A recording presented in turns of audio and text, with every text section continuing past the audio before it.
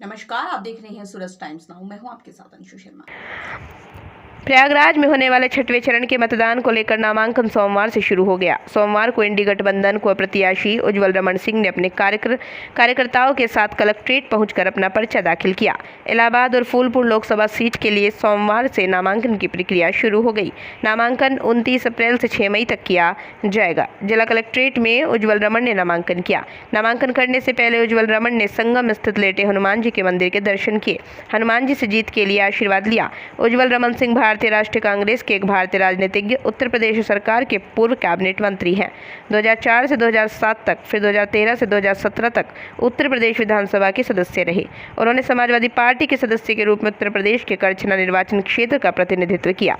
वर्तमान लोकसभा चुनाव में इलाहाबाद संसदीय सीट से कांग्रेस के प्रत्याशी हैं।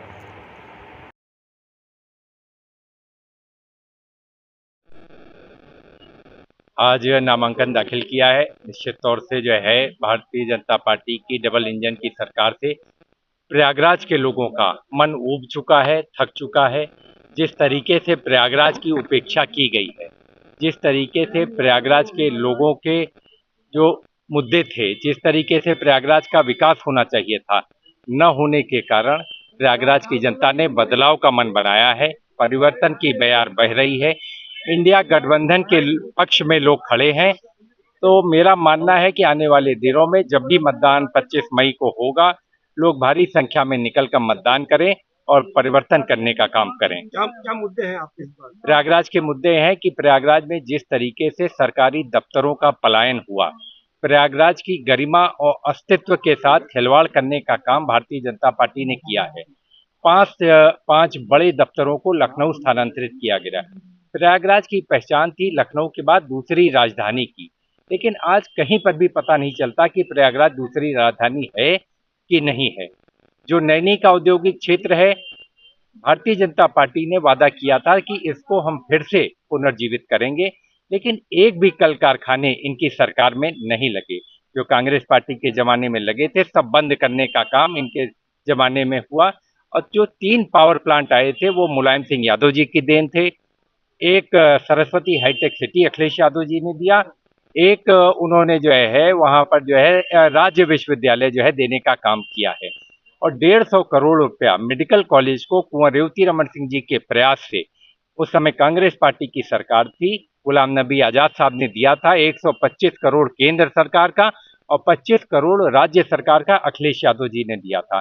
जो मेडिकल कॉलेज में आप सुविधाएं देख रहे हैं, उसमें बहुत बड़ा योगदान कांग्रेस का या समाजवादी पार्टी का है। तो निश्चित तौर से जो विकास हमने किए हैं, जो काम हमने किए हैं, उन मुद्दों को लेकर हम जनता के बीच जा रहे हैं। जनता तैयार है, जनता बदलाव चाहती है, मन उन्होंने बना लिया है और आने वाले दिनों में ये सड़कों पर दिखलाई पड़ेगा। किस जगह पर हमारे अपने आप क्षेत्र में जा रहे हैं, जनता के बीच जा रहे हैं? जिस तरीके से बेरोजगारी बढ़ी है, महंगाई चरम पर है, ये चुनाव उज्जवल रमन सिंह नहीं लड़ रहे, ये इंडिया गठबंधन नहीं लड़ रहा, ये जनता बनाम डबल इंजन की सरकार है।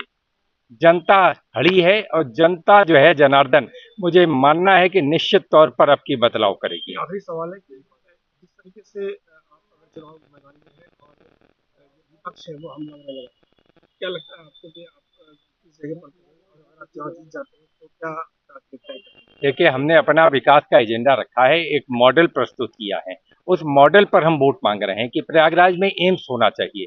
प्रयागराज में गंगा नदी को बचाए रखने के लिए, माँ गंगा को बचाए रखने के लिए हम लोग को प्रयास करना चाहिए कि जो डैम बन गए उत्तराखंड में, जो नहरें सुरंगें बन गई, उससे गंगा को जब तक आप मुक्त नहीं करेंगे, गंगा की अविरल धारा को हम बचाकर नहीं रख सकते हैं। तो उसकी अविरलता को, वहाँ प्रदूषण कम हो, उसके लिए हम लोग संघर्षरत हैं और इस लड़ाई को संसद से लेकर, सड़क से लेकर संसद तक लड़ने का काम करेंगे।